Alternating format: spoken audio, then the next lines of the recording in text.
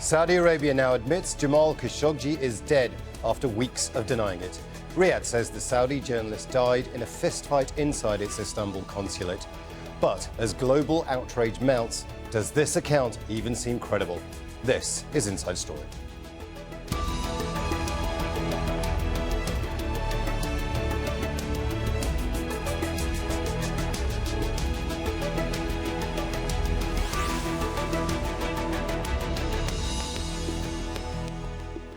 Hello and welcome to the programme. I'm Imran Khan. Saudi Arabia has admitted for the first time that Jamal Khashoggi was killed inside its consulate in Istanbul. The announcement was made on Saudi state TV in the middle of the night, 17 days after the journalist was last seen going into the compound. The kingdom says there was a brawl and Khashoggi died. Turkish security sources have a different story. They say Khashoggi was tortured, murdered and his body cut up into pieces. We'll talk to our panel shortly. But first, this report from Andrew Simmons. Images played out relentlessly worldwide as Saudi Arabia denied Jamal Khashoggi had been killed. But this was the last anyone would see of him alive, and it was the beginning of a crisis that's shaken the Saudi royal household to its foundations. To the despair of 60-year-old Khashoggi's fiancée, Hatice Cengiz, who had waited in vain for him to leave the consulate, the Saudis initially said he wasn't in the building. Now they've finally admitted that 60-year-old Khashoggi is dead. And this statement has been issued from the public prosecutor. The first investigation into the disappearance of Saudi citizen Jamal Khashoggi shows that there was an argument and quarrel between him and the people he met at the Saudi consulate in Istanbul. The quarrel led to his death. But the announcements from Saudi Arabia cut against what Turkish investigators say happened inside this building. It all boils down to an 11-minute audio recording of events in which they say within minutes Khashoggi was attacked and he died in a most gruesome way, his body being cut up and handed part by part to other Saudi officials inside the building. Jamal entered the building. He met for a few minutes with the consul general to discuss his papers that he needed. And he was immediately attacked by this gang of killers that were sent specifically to Istanbul to actually liquidate him. It wasn't an accidental death. It wasn't a fist fight, to the point where the consul general on tape is allegedly screaming, "Please do not do it here. You are getting me in trouble." The Saudi statement announced the detention of suspects. Those arrested aren't named, but may well include what the Turks say was a 15-member hit team. At least 4 of them officials close to the royal household, including this man, Maha Matrib, an intelligence official who the Turks say led the operation on the ground, tracked by CCTV cameras, entering the consulate ahead of Khashoggi's death and later leaving the country. And at least 5 high-ranking officials have been sacked. A trusted advisor to Mohammed bin Salman is among them, Saud al-Qahtani. Also Ahmed al-Asiri, Deputy Chief of Intelligence and former spokesman for the Saudi-UAE-led coalition in the war in Yemen. The Crown Prince will now head a restructuring of the General Intelligence Agency. The announcements appear to signal that Mohammed bin Salman is being absolved of blame for Jamal Khashoggi's death. As the Turkish inquiry continues, the actions of Saudi Arabia leave more questions than answers. Among them, where are the remains of Jamal Khashoggi? And more than anything else, was this really, as Saudi Arabia portrays, some sort of accident or a rogue operation from within its own royal household? Andrew Simmons, Al Jazeera, Istanbul. Audio excerpts have been released of Jamal Khashoggi's last interview. He was talking to a Newsweek reporter, and the discussion was originally going to remain confidential, as Khashoggi said he feared for his life. Here, he's asked about Crown Prince Mohammed bin Salman. He wants to be a reformist. Why not bring evidence to the public opinion? Why not bring a transparent process where you have really introduce the rule of law and due process and bring the, I mean, the people will be on his side if he would do that.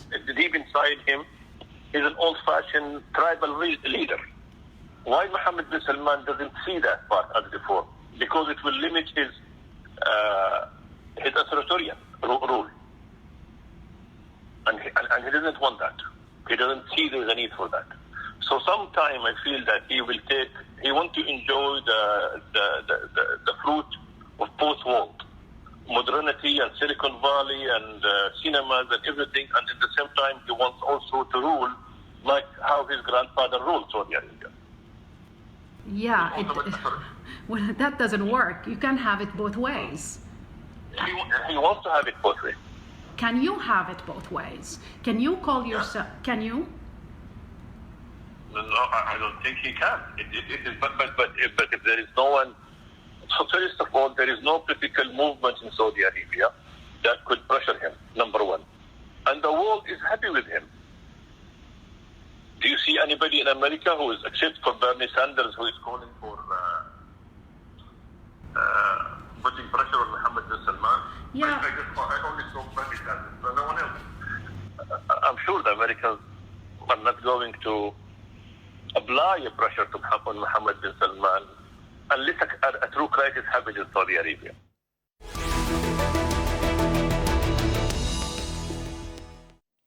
Let's bring in our guests. In Washington, D.C., John Jones, a former U.S. senior congressional advisor. From London, via Skype, Saad Al-Faqih, a Saudi dissident who heads up the opposition group Movement for Islamic Reform in Arabia. And also via Skype from Hamilton, New York, Amanda Rogers, Professor of Middle East and Islamic Studies at Colgate University. Welcome to you all. I'd like to start with you, Dr. Saad Al-Faqih. Is anybody buying this story that Jamal Khashoggi was killed in a brawl in the Saudi consulate in Istanbul? Not only nobody is buying it, people are looking at it with sarcasm. It is an expression of the idiocy of the people who created it. And they see it as a bunch of lies, which is creating more questions than answers, and which is opening the gate for everybody who want to consider Mohammed bin Salman as responsible for this action. There is somebody that's buying it. Let's bring in John Jones here.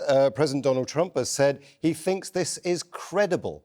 Why do you think he is going along with it? Angela Merkel, the German Chancellor, for example, has rejected the Saudi version of events, but yet Donald Trump, the US President, says it's credible. Well, number one, you probably haven't seen more skeptical reports and response in regard to a death since the assassination of John F. Kennedy and the Warren Commission report that was later released. Number two, even if Donald Trump believes this account, it doesn't really impact what Congress is going to do, because you've had bipartisan members of the United States Congress and the Senate criticize this response and reject it. So it remains to see going forward what the penalties and sanctions will actually be. But first and foremost, I think the Saudi government is trying to avoid punishment under the Global Magnitsky Act, which would punish them from being able to travel to different countries, and it will also freeze their assets. So they're trying to avoid punishment, notwithstanding providing and presenting an argument that has been condemned and criticized across the board. Let's bring in Amanda Rogers here. Amanda, you've studied political regimes and Islamic history for a long time now.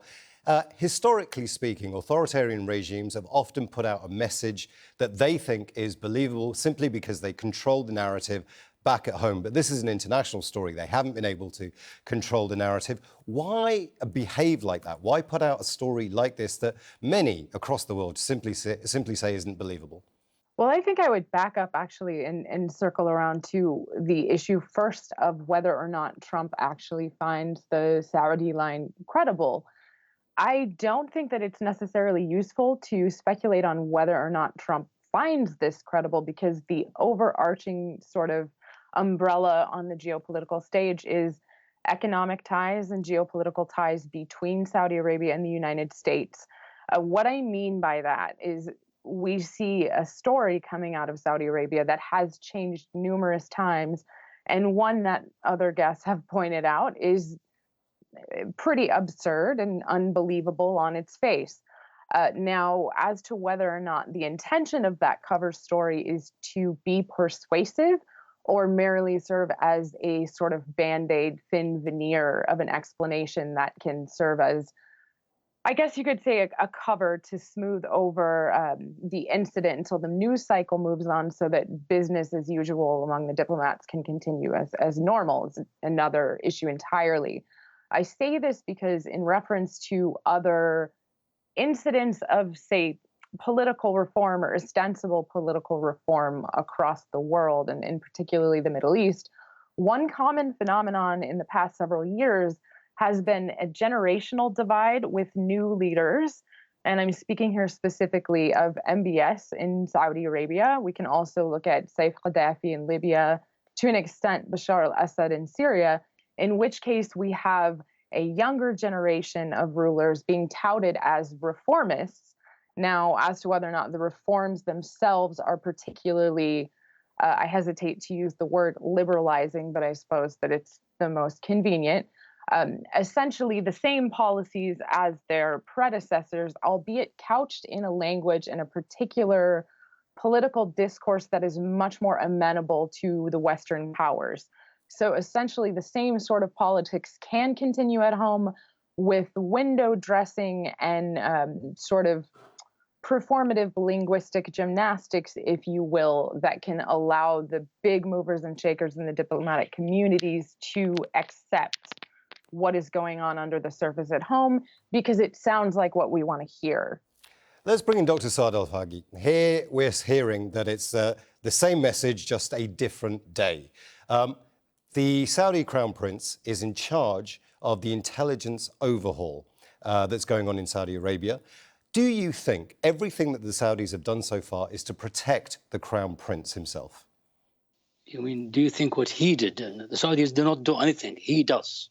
He does, and he decides. Not even the king decides. He decides, and the way he designed this was to protect himself, definitely.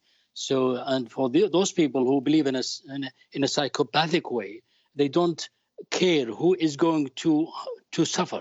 As long as he is going to be absolved, let 10 or 20 or 30 people go to jail or be killed or anything, as long as he gets out free. But to add to the point which is mentioned by other guests, now why would Trump accept this story? It's not because it is acceptable to him. It's because he contributed to creating the story. It is in his personal interest to create this story. And when he sent Pompeo to bin Salman, he did not send him to encourage him to tell the truth. He was sending him to arrange with him to formulate, to create this story in order to sell it to the world, versus or against all the will of the world, Europe and the Congress and the American media. John Jones in DC, the world simply isn't buying the story, though. Has this backfired on the White House? The world isn't buying the story. More importantly, there seems to be very doubtful that the domestic population in Saudi Arabia happens to be buying this story or not. And I think that is also the concern of MBS and the Saudi government. In regards to what the White House finds acceptable or not acceptable, we've already stated what they say is one thing, but what the United States Congress says and does means a lot as well. But set aside the concerns from Saudi Arabia or the United States government, what you're going to need is an international investigation that will speak to what actually took place. What are the facts on the ground? Who's responsible? Who should be punished? Where's the body?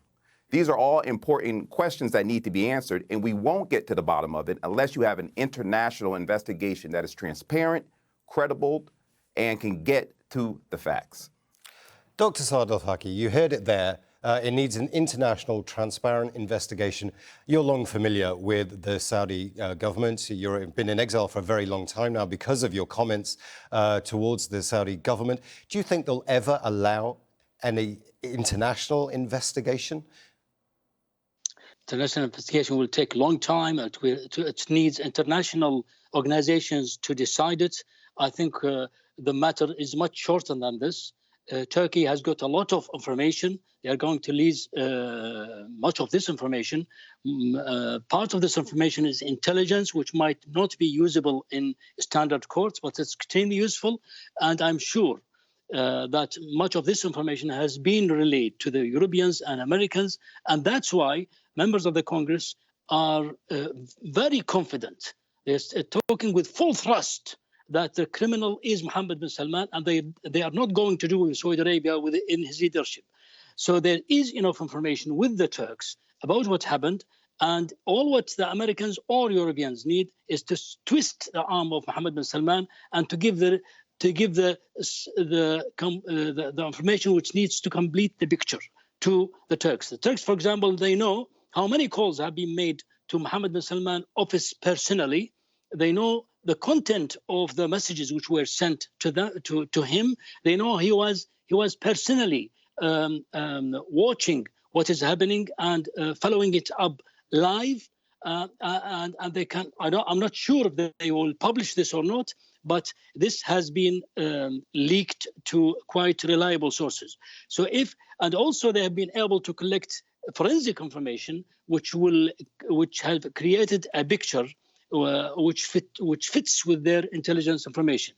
So I don't think it is going to be it's going to need the long road to international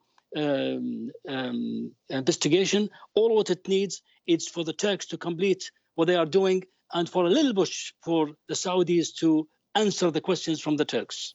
Amanda Rogers, let me bring you in here. You've heard it there, though it doesn't need to be a long road towards the investigation. Investigation could happen quite quickly. However, deals are always done between governments to try and bring situations under control. There is potentially here a deal that could be done between the Saudis, the Americans, and the Turks. Given the geopolitical problems that there are within the region, the Turks clearly want the Americans to back out of Manbij in Syria so they can go into Syria and take over that part of the country. The Americans clearly want access to weapons. If a deal is made between those three countries, what does that mean for the credibility of the US administration? Is it simply gone completely when it comes to international affairs? Well, I hesitate to answer this in a way that is in any form, frankly speaking, optimistic.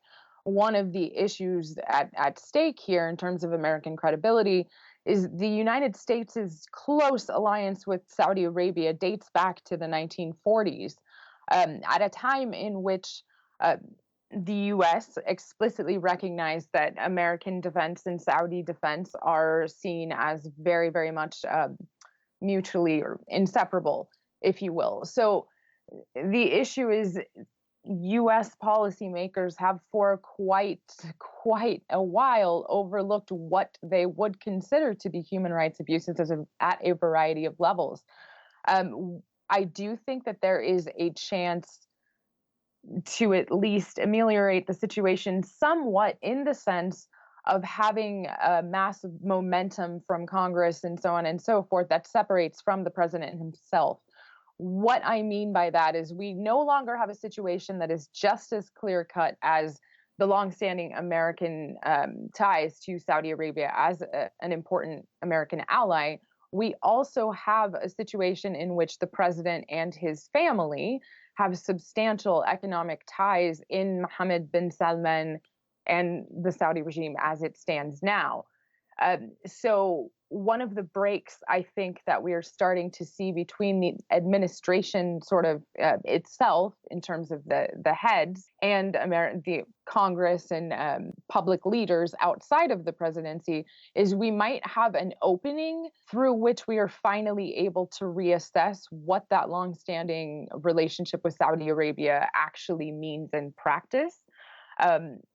But more generally speaking, I think it's quite difficult to address the issue of restoring American sort of credibility in the world at the moment. Because we are running out of time, so let me bring in Dr. Saad Al-Faqih here. I want to ask you a question. There is, the Saudis themselves have arrested 18 people, one of them including Saad al-Qahtani, who is seen as being the Steve Bannon of the Crown Prince, a very important player getting the Prince's message across. They would say, the Saudi regime would say, that this is us house cleaning, that we are getting to the bottom of this. Are those arrests, is that the arrest of somebody like Saad al-Qahtani enough for you? Well, it brings jubilation for us to see somebody like this who's flexing his muscles on the opposition and on the people inside the country, and using the cyberspace and using his army of intelligence working on Twitter to mobilize them against us. It brings jubilation for us to see him being humiliated by his own master, who is using him for the sake of fighting us. But it has nothing to do with our view regarding this incident. The only way to deal with this incident is to remove not only Mohammed bin Salman, but the whole establishment, which has created the circumstances which resulted in this action. And by the way, Jamal Khashoggi has died in the consulate, and that's why the world has become aware of his death and this harsh, gruesome manner. At the same time, there are thousands of people being tortured and die under torture in the Saudi prisons, and very senior, very important members of the community being humiliated and sacked from their jobs and arrested, and their money, their accounts frozen. John Jones, let me bring you in here. You've heard what Dr. Saad has been saying. You heard what Dr. Saad has been saying, that there is a whole lot more people that we haven't heard of because they're simply in jails in Saudi Arabia. Let's take a look at the evidence that's been mounting. The Turkish authorities say they're going to release a report which will bring together, allegedly, all of the leaks so far in a more formal document. Soon as that report is leaked, the Saudi version of events effectively goes out the window, doesn't it? The Turks are providing their evidence and their information, which is certainly substantial. The Saudis are put in a place where they certainly have to respond to this. And it seems that with every response and statement that they put forth, they seem to go into a deeper and deeper ditch. What has happened already, which I'm sure was not the Saudis' goal, is that a dissident, a prominent dissident, has risen to the status of a martyr for the fight for the freedom of the press. And notwithstanding what has happened, I think it's easy to lose sight that what has taken place was a tragic killing, a murder. And at the end of the day, unless, again, we have an international investigation that certainly takes into account what the Turkish government has put forth, we're not going to get to a place where we have all the facts on the table so we can actually determine who will be punished and who will be held to account for what took place here.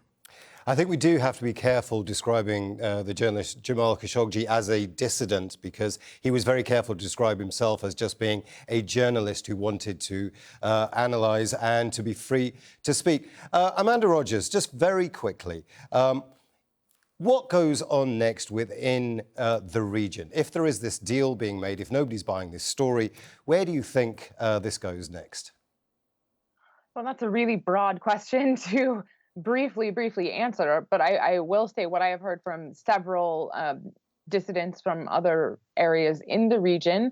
There is considerable fear that if the international community buys this thin cover story, that the lives of several other prominent critics and journalists and dissidents across the Middle East are very much under threat. I also want to add one thing that I think is not being given adequate attention across the media sphere just because of how prominent Khashoggi himself was. And this is to give lie to Mohammed bin Salman's self-branding as a reformer, even as the right for women to drive and cinemas are being opened and so on and so forth. The pioneers of the Women to Drive movement have been thrown in prison and in many cases threatened with, say, the death penalty.